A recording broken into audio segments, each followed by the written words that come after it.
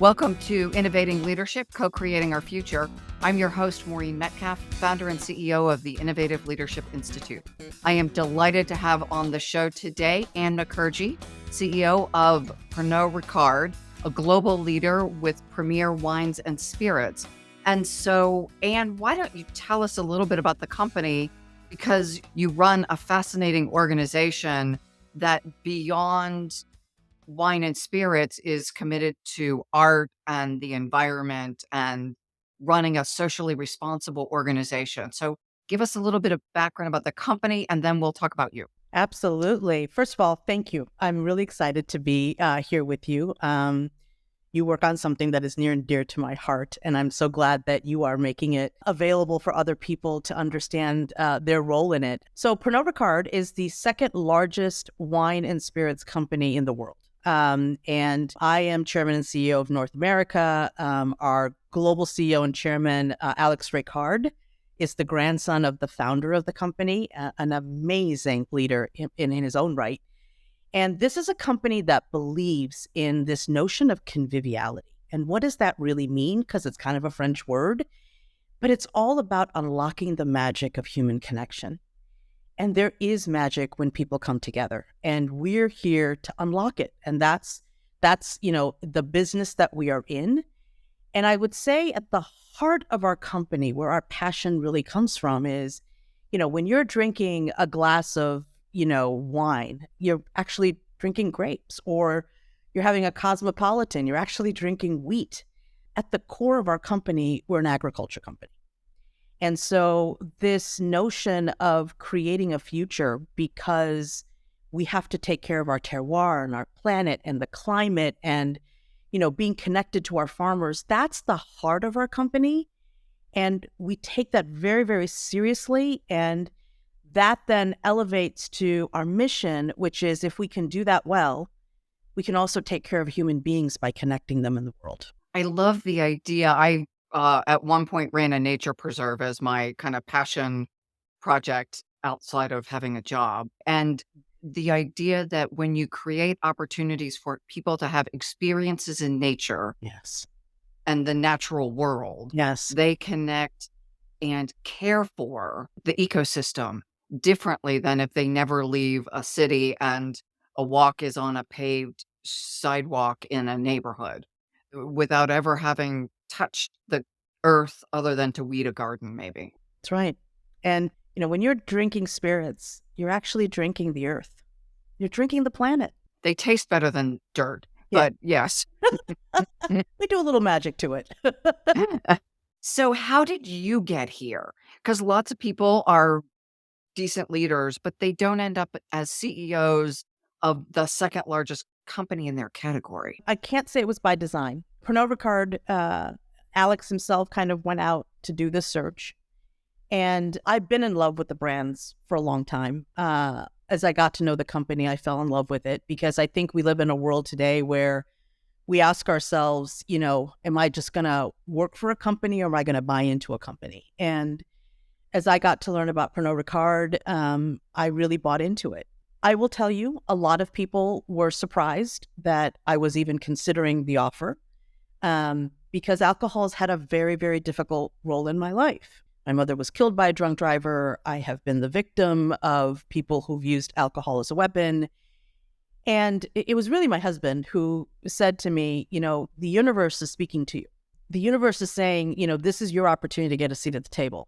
And this is your opportunity to right the wrongs that have happened in your life. And if it's happened in your life, it's happened to a lot of other people. So that's how I ended up here. And I feel very blessed because while I have an incredible job, for me, it's more of a calling. And I work for a company that believes in that, and that makes all the difference in the world. Thank you for sharing more of your story because the passion shows. Yeah. From the moment you and I logged on, it was clear that this isn't just a thing you're doing to have a nice house. Right. It really is connecting to who you are and how you are in the world. And how I think I can give back to the world. So what are you most proud of with your accomplishments with Pernod Ricard? You joined in 2019, right? Yeah, I joined 2 months or 3 months before the pandemic, right? So I literally joined, met a couple of people, and then, started working from my bedroom for like almost a year. Um, and I will tell you, I am so proud of our people. I've learned a whole new chapter in leadership, partly because of the pandemic, but being in Pernod Ricard during the pandemic, this is a company whose culture is also about conviviality. It's about a caring culture. And I've worked in some really more stern and difficult cultures. And this is one where caring about each other and who we serve is so entrenched into the people of this company. And we all know that when the pandemic hit, the uncertainty was, we were in a whole new world, right? And I was talking a lot about advancing through ambiguity, this notion of that intersection between knowing what's important and knowing what's in your control. Because there's a lot of things you can work on. And the resiliency I saw in the people of this company blew me away.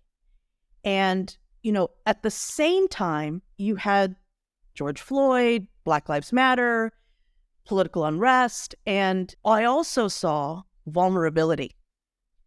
I remember that week of George Floyd, I literally canceled all my meetings and went on a listening tour of my employees.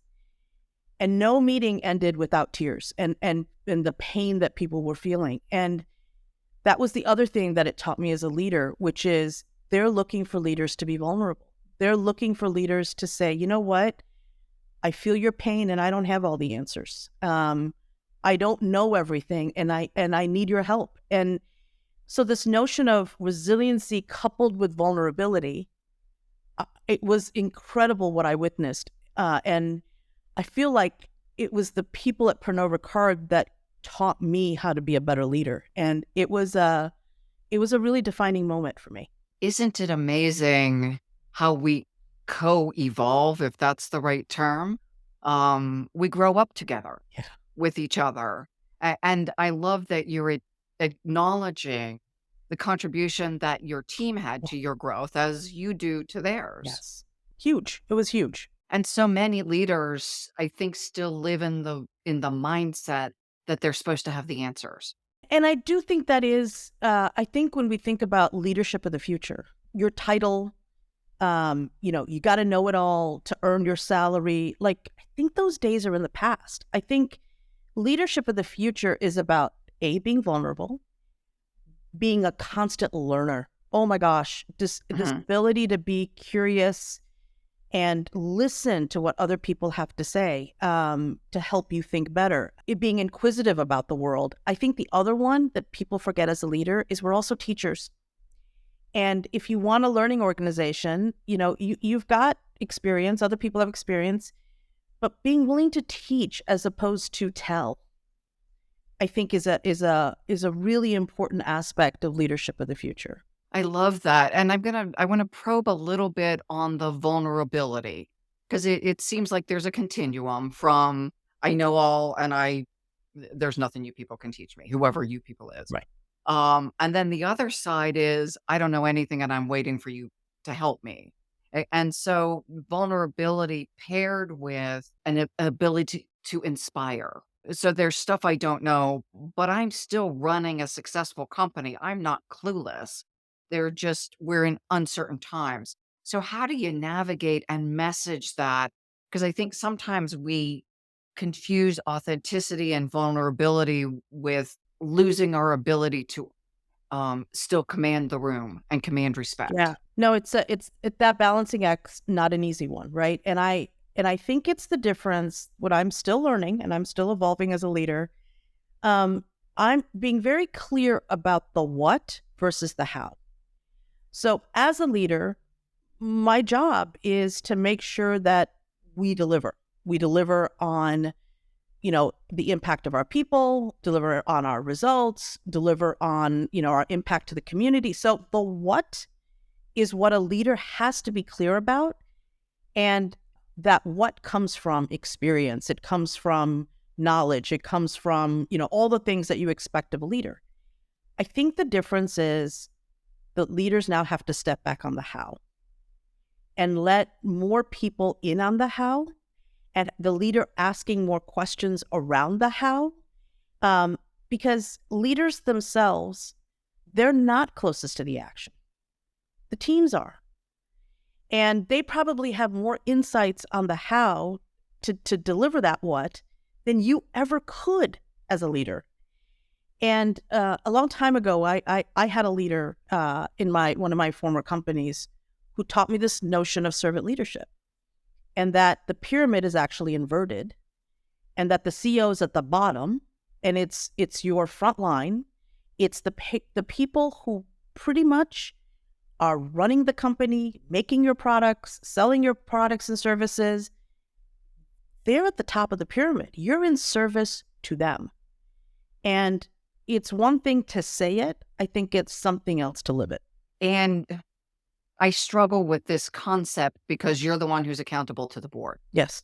So you are also in service of the stockholders or the owners, whether you're public or private, to your customers. So almost a conscious capitalism kind of stakeholder piece that I serve my employees, but if I overserve them, then I'm not serving the mission. Yes. So it's another one of the balancing acts. One of the balancing acts. And I think we sometimes get so focused on what we have to deliver, the what, we make that the leading indicator. And it's not. The leading indicator are the people. And you take care of the people and you give them the right capabilities and the right opportunities. The rest of it really does take care of itself. So you talked about doing a listening tour, which I think is brilliant. I don't know anyone who did that in relationship to George Floyd. I do have other clients who do listening tours, but they didn't do it on that topic. How do you measure your employee engagement, satisfaction, resilience, that range of things that's so crucial to helping them deliver? Yeah, we're kind of disciplined and crazy about stuff like that. We actually every year do a survey on engagement, and it covers everything from well-being to impact to growth to development. And because we use the same methodology every year, we can see, are we progressing, not progressing? We understand versus benchmarks. And I will tell you, as we've been doing this since the pandemic, I think the focus has gone from, do people feel like they're making impact? And the focus now of understanding people's engagement through their well-being has really shifted.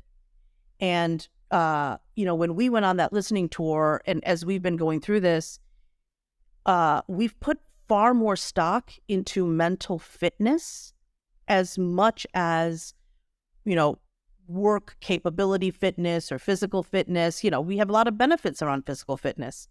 But now we've added so many other programs and benefits to our employees around mental fitness.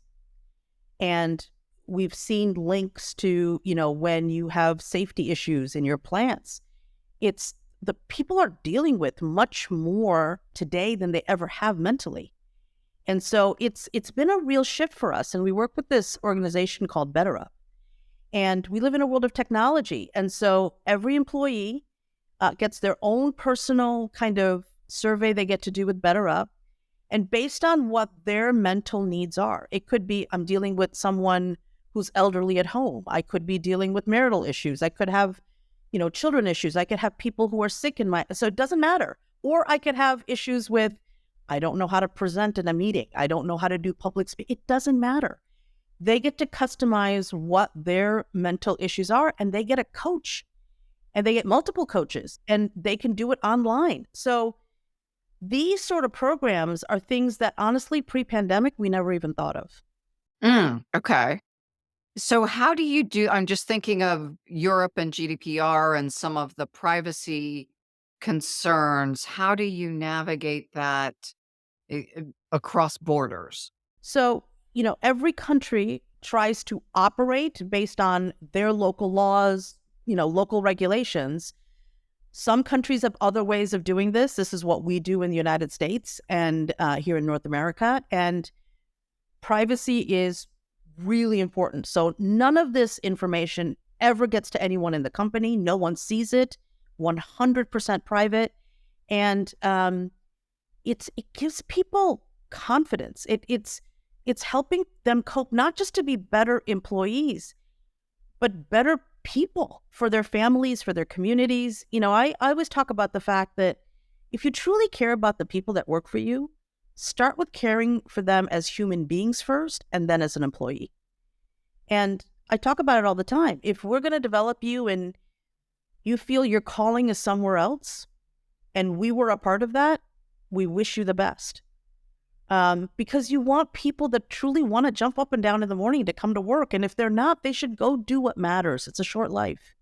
One of the things I'm proudest of in helping develop leaders is you can't develop as a leader without developing as a human being. Yes. So they end up being better parents and spouses because we talk about leaders first as the being, then the relating, then the doing. If you're a jerk, it doesn't matter how effectively you have mastered the art of crucial conversation. Yeah. You're still a jerk. Absolutely right. And I think it goes both ways. A leader should care about their employees as human beings first too. I agree with you. So I want to get back to something you mentioned before and conviviality. Uh, You mentioned we have both worked in organizations that thought that being a hard ass kind of that stuff that goes with that personality is the way to achieve success, and that something like conviviality is soft. How do you respond to soft isn't always bad? There may just be a different way to accomplish what you're trying to get to, and maybe better and more engaging. And Yeah, we talk a lot about how our conviviality mission and our conviviality culture is a competitive advantage. Look, we're in the business of people. We may sell spirits and we may sell wine, but ultimately we're in the business of people. And, if you want to have value creation for your company, the thing you have to be the absolute expert in is people. And because we believe in conviviality, unlocking the magic of human connection, we actually have a science behind how people behave when it comes to moments of conviviality. So, there's a science behind, and we all know there's disciplines, right? There's behavioral economics, there's science behind this stuff. And, as part of our transformation as a company, that's become the heart of our company. So we, on a predictive basis, know that when you are about to have a celebration, what is it that you need? What is it that you require? If you're going to had a tough day and you just want to unwind, that's a very different need. So all of that is, when you think about compassion and empathy, that not only leads to you understanding the business that you're in better, that also leads to you creating an environment for the people that are behind that mission to also feel that they matter. That's not soft. Those are actually pretty great things when you're trying to deliver results.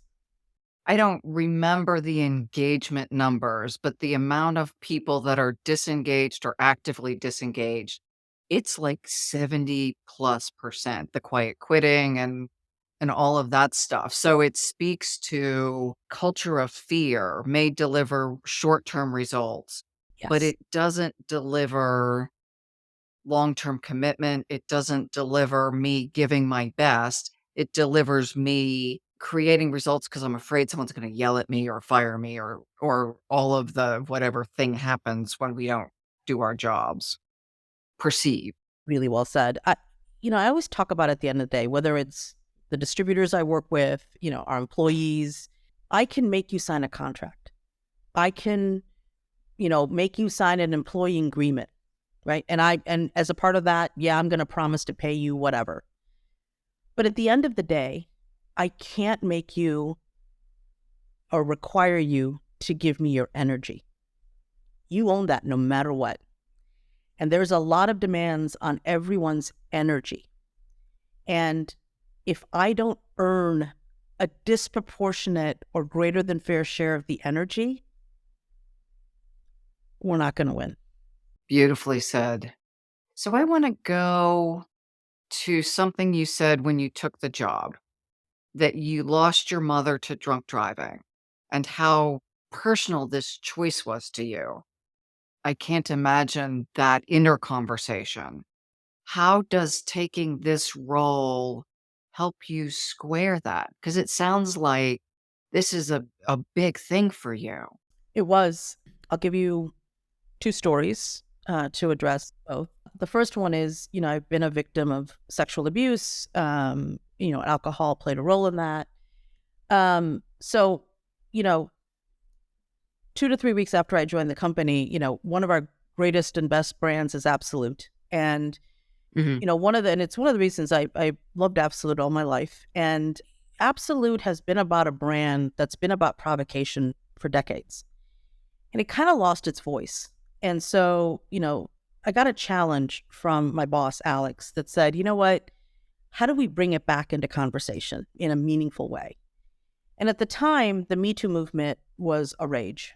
And this notion of consent, that a Mhm. no means no, and only a yes to sex is a yes. And there's a lot of confusion in that conversation of consent. Did I really give it? Did I not give it? And so we created a campaign, within a month of me joining. We launched it right at Valentine's Day, called Sex Responsibly on Absolut. And it was really a movement to create a conversation around, oh, you mean when I said no, it really meant no? And it's like, yes. And you do not have to feel guilty about it.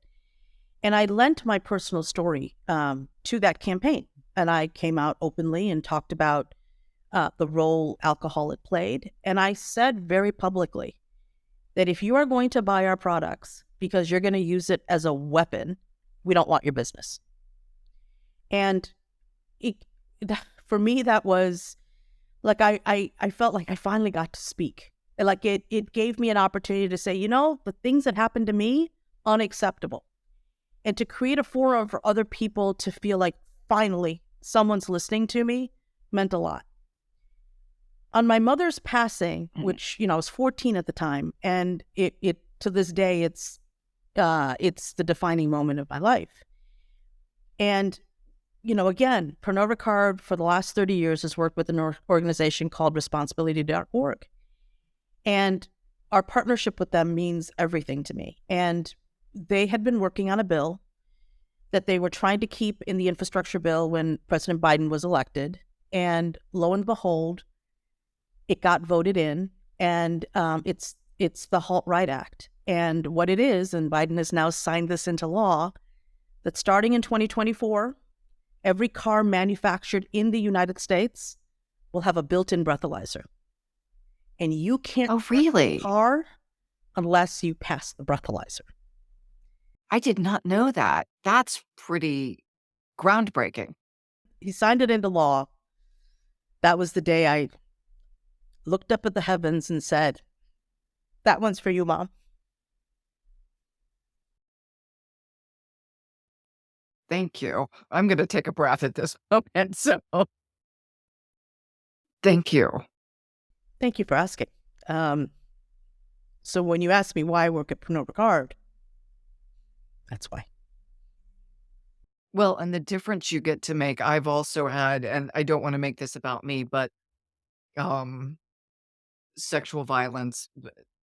Um, so creating the voice for women to be able to say no means no and have the conversation, that we get to have the conversation, because the stats are astounding how many women have been victimized, and I would say are now survivors, it, and are stronger.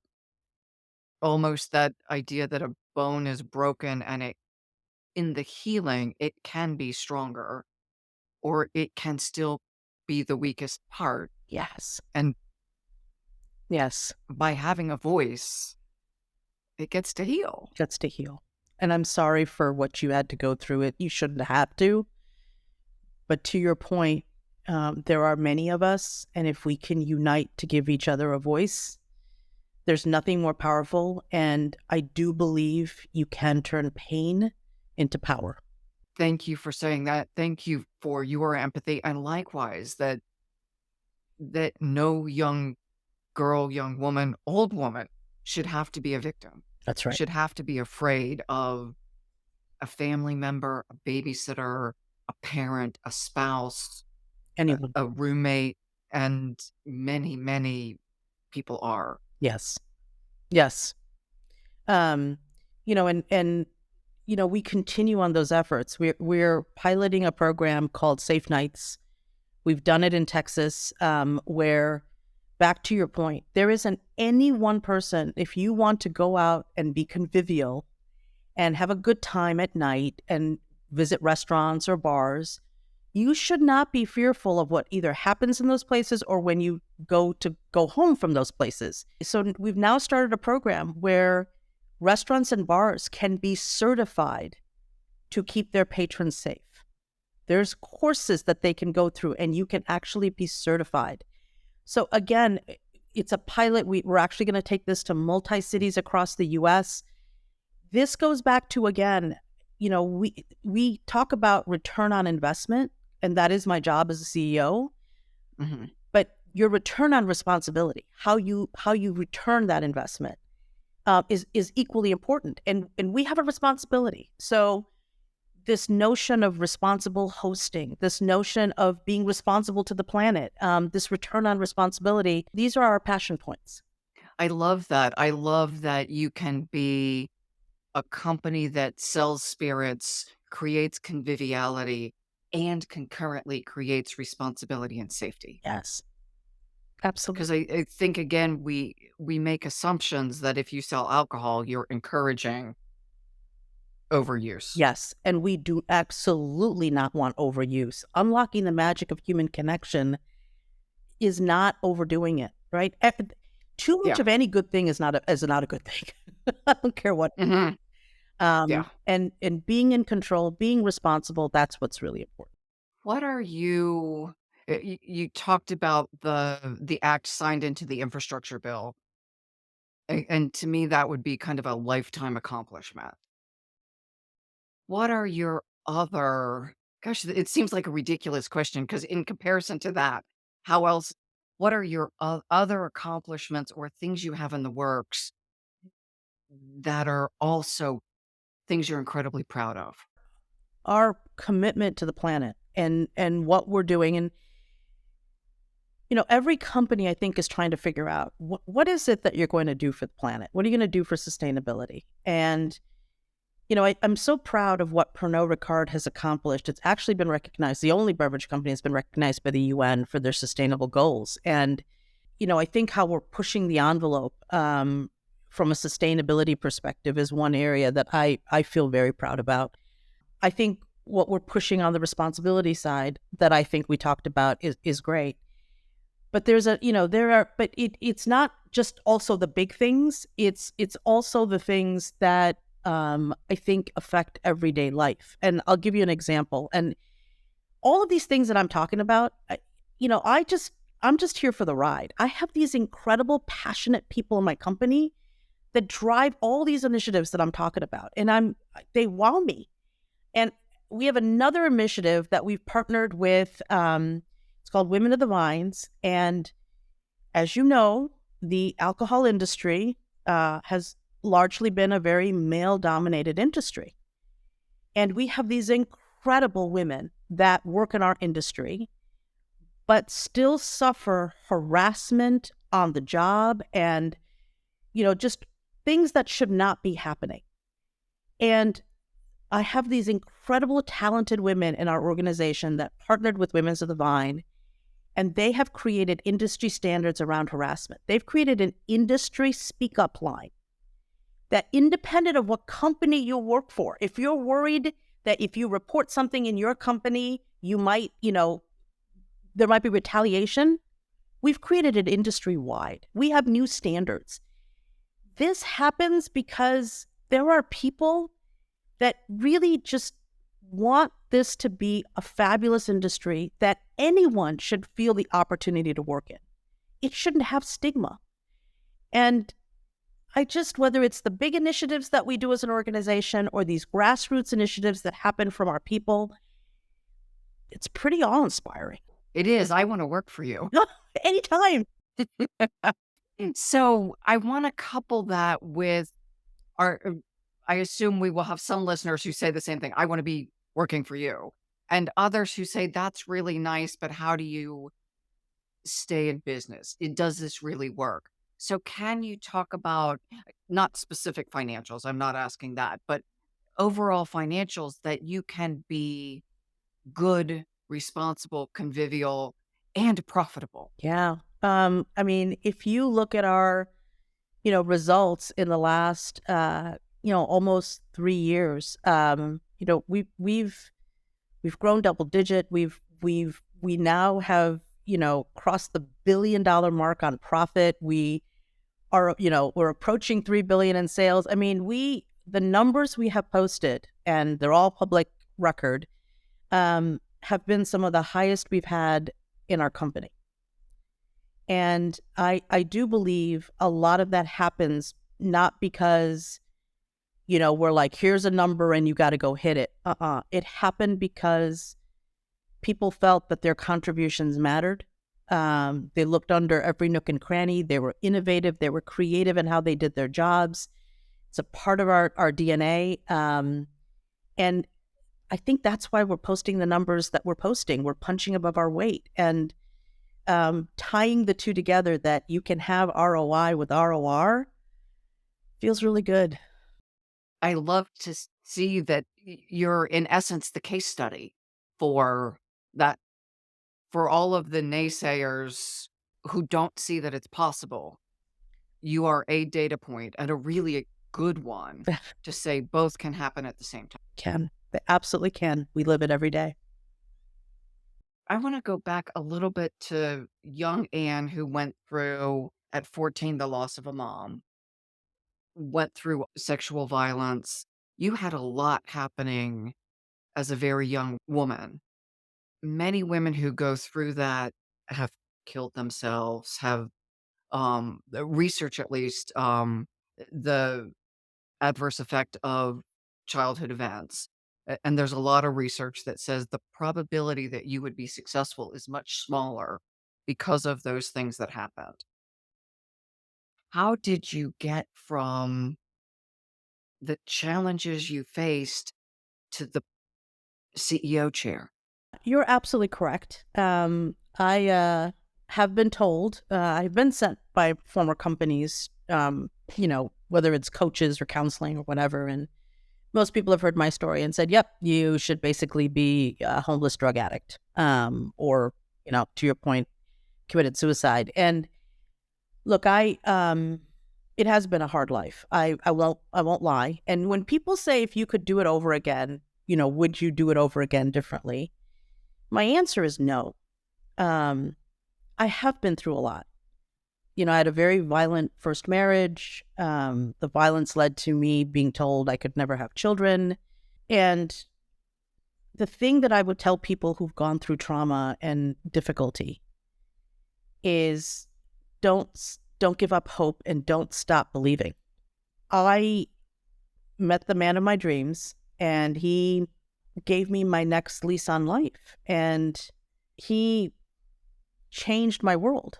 And he believes in life so much, like he drinks it like it's a cool, refreshing drink. He takes up every sip of life. And, he gave me a lot in terms of believing in myself. And we ultimately, went through IVF, and now I'm getting into territories that, it's personal, but I got pregnant. It was ectopic. I was near death. I think about if that happened to me today, with what we're facing on reproductive rights, I probably might have died. But we went through IVF, and took me 4 years. We have 2 beautiful twins. But again, within the first 5 years of their life, my daughter was diagnosed with cancer.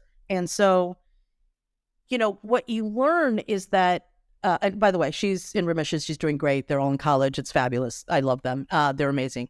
But I think it's like this, you weeble, but you wobble, but you don't fall down. I have learned that adversity and disruption is not an if, it's a when. And as I've told my story publicly, I'm amazed everyone has a story. But we're trained through life and culture to suppress it and act normal. I don't suppress it. I talk about it. I hope that it helps others feel like they too can feel like they're not victims, that life is within their control. And when you have that outlook, you help people be resilient and you help people believe. And, I've worked a lot on my purpose. And it started with my mother. And my mother said to me growing up, she said, "You're going to meet a lot of people in this world. Some you're going to like, some you're not going to like." She goes, "I don't care." She said, "God loves everyone, and God put a gift in everyone.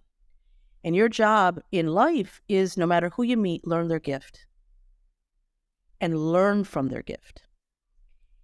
And what's interesting is, as I did that, I found out that most people don't even know their own gifts.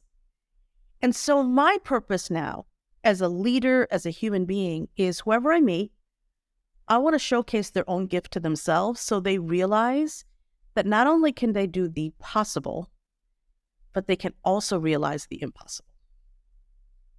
And so that's what keeps me going. What a beautiful outlook on life. It's just amazing. It may not be if, but when, and yet your share of adversity is probably on the scale more than most. I realize you can't exactly weigh loss of a parent versus cancer because that's a conversation that isn't worth having. But moving from victim to survivor seems pivotal. I would even go one step further. I think it goes back to what you said. I think people can go from victim to thriver. It's what you said. When you have that broken bone, that bone can grow back stronger than it was before it was broken. And if people can feel that and believe that and help each other to do that, gosh, it would be a better world. Well, and to build on that, the healing creates the opportunity, not realized in everyone, for empathy and compassion and to find the gift even in the bad because there are opportunities. I have fondly said, if not for the adversity, I would be average. And I really don't want to be average. The challenges invited me to be better. Yes. And look, I think we all have adversity in our lives. I don't if you haven't had any, boy, you're phew, unique and lucky, right? But unfortunately, adversity then creates a narrative that sometimes becomes so negative that it keeps you from unleashing yourself. So, and most people will do that because they don't want to face the adversity. And if you face the adversity, you then control your narrative. You don't let the adversity make your narrative. So I'll share first this time, and then I'm going to ask you the same. It, in dealing with my adversity, it seems like I went through every kind of therapy and alternative. I had a rebirthing coach. I went to a Mayan shaman. I mean, just like anything you can imagine if you went through the new age catalog of stuff and traditional therapists and somehow came out the other end. And people in my therapy groups did end up taking their lives, ended up with severe multiple personality disorders. I mean, there were people who have the experiences that you've had and that I've had that if their life continues, they don't have the choices that we have. And so I've often wondered, why was I spared that impact? Why do I get to do what I do? And maybe it's so that I can get to do what I do. But I wonder for you, how did you navigate the trauma? I want to talk about, I know, a topic that is near and dear to your heart, mentorship. I think when people go through adversity, they go inward. And what I have learned is in times of adversity, you actually have to do the opposite. You got to go outward. And in my life, I have distinguished between people that mentor me, and this is different than people who sponsor me. Mentors are those people who, when you close the door, you can trust them to tell you what you need to hear, not what you want to hear. My mentors have included my own husband. They've included friends. Now they include my children. My children know me better than anyone, and it's scary because they put it right between the eyes. I've had coworkers be my mentors. I've had employees be my mentors. And opening up and letting them in is really, really important. And sponsors, who I've had incredible sponsors, right? They've sponsored me in my career. They've helped me go up the ladder. They believed in my work. But with sponsors, you want your act to be together, right? But with mentors, you can close the door and be yourself. And if it weren't for those mentors in my life, and I've had a few that really lifted me when I needed lifting, that's where the vulnerability comes in. And I've had people tell me square in the eyes, what you are doing is wrong, and let me help you see why. This is incredibly powerful. And I in turn try to be mentors to others. And the reason mentorship is so important is you're creating the benchmark of tomorrow. Because these are the people who will take over tomorrow. And so, we're mentors when we're parents, we're mentors to our friends. Being a mentor and finding the right mentor, I think it's critical in terms of how people overcome. How did you find, you mentioned your husband, and I'm not asking how you found him, and your children, but the professional colleague mentors, how did you identify who was right, and as importantly, who was not? Yeah. Who do you not want to open up to? I tend to gravitate towards those people who are curious in the world. I tend to gravitate to those people who worry as much about the how of what they do as much as the what of what they do. Because the what gives them credibility. The how gives them trust.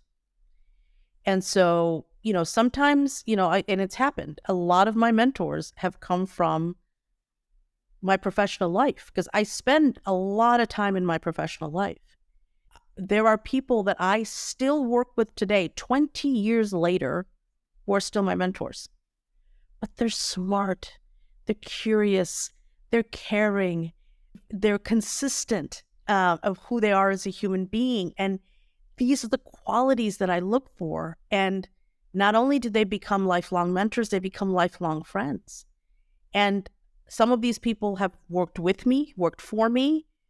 They were partners with me. And if anyone who's listening to this podcast, who are these people, they'll know who they are. Because they're pivotal in my life. They're absolutely pivotal.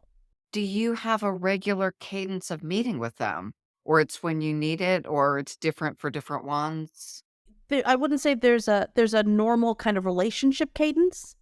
And when I'm in adversity or I need help, I make that call. And it's for people to have these relationships. They're like plants. You have to keep watering the relationship. So when you want to pick the flower, it's there. So these people have been in my life for decades. And, then along the journey, I might meet someone new. I'm always on the lookout because everyone else always makes me smarter. I'm not smart enough by myself. And even that statement says you're probably smarter than most because you take the time to get smarter. You're investing in that. We talk about the mindsets of a future-ready leader, and one is intellectually curious, Yeah. intellectually versatile.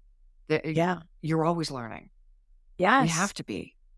The reason curiosity is important, and, people ask me, hey, Anne, what advice do you have for me as I, go to school or I, start my career?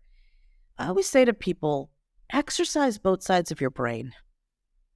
And I will tell you that that intersection of when, the right and left side are working equally, that is the future, because the problems are getting more wicked and complex. We all know that. And, people laugh at me when they hear that, one undergraduate degree was in economics and my other degree was in religious theology. Part of it was just I needed to exercise both sides of my brain. And, economics was great. It was the study of human behavior from an economic standpoint. That's great. But really, the motivation for people is always money? No, it's not. So that's why I did religion. I wanted to understand what drove mankind and humankind. And, and the fear of death is one of the biggest things we all deal with. It unites us. So what other motivations do people have? So that's really in my career. People ask me, like, what's one of the secrets of your career? I would say it's my educational background. So you must be highly sought after as a mentor, and you can't mentor everyone. Certainly the number of people who would seek you, that's all you'd be doing all day.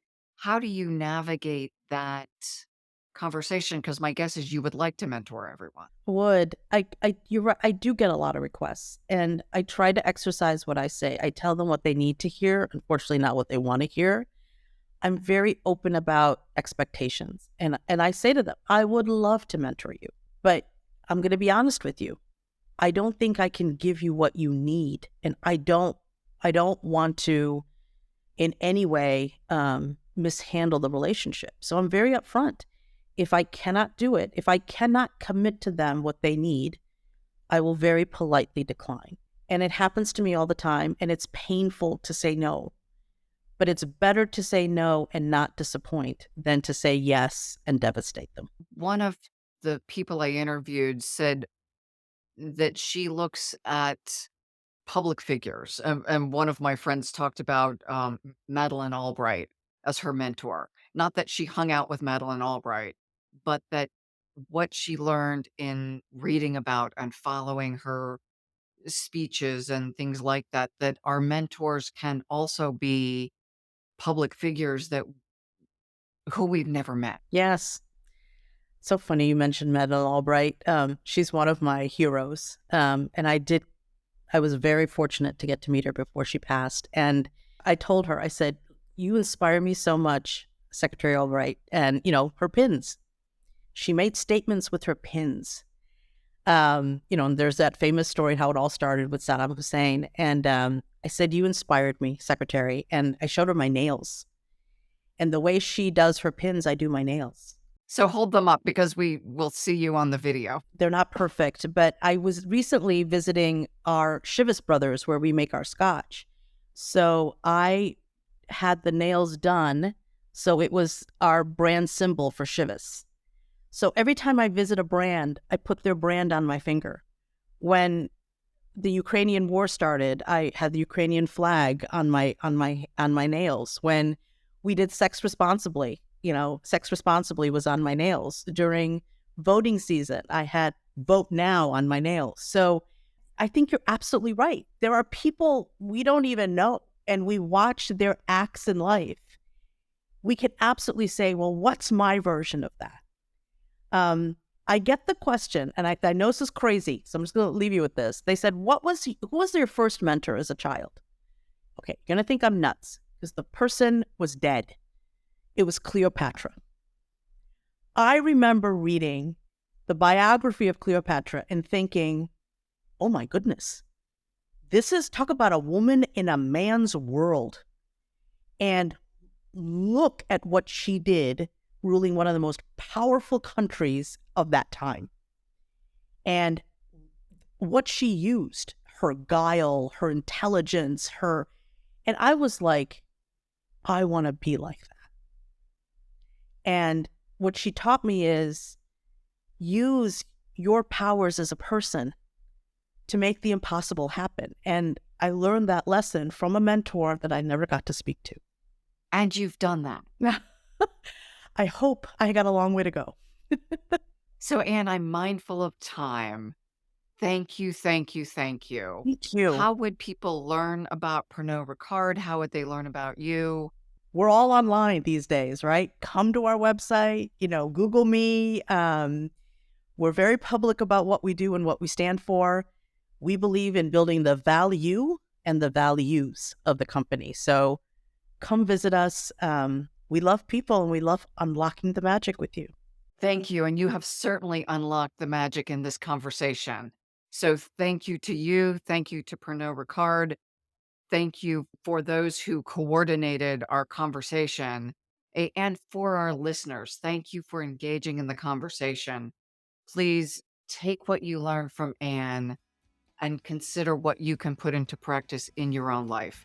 Please follow us on LinkedIn and visit our website, innovativeleadership.com.